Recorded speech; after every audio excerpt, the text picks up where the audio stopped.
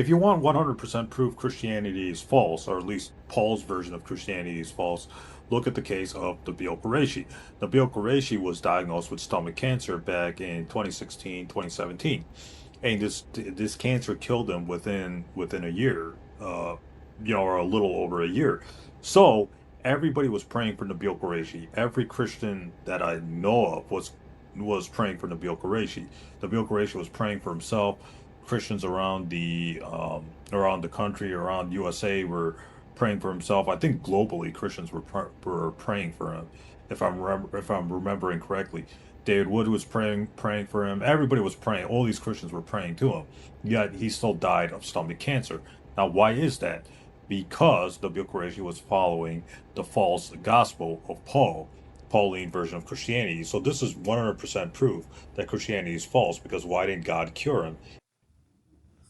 Well, okay, here's a Muslim he's got his theology exactly opposite.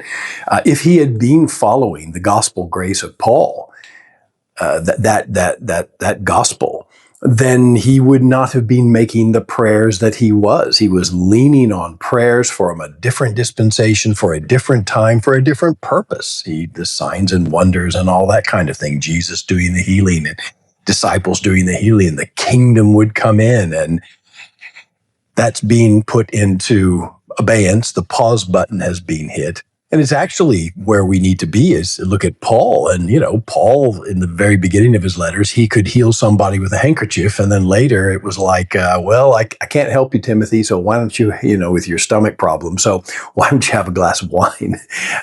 He prayed to be healed from what he was suffering from. And God said, my grace is sufficient. So it is actually the Pauline gospel where he needed to look. And if you do that, then you're not going to make the wrong kinds of prayers. And just because God didn't heal him doesn't reflect badly on the gospel.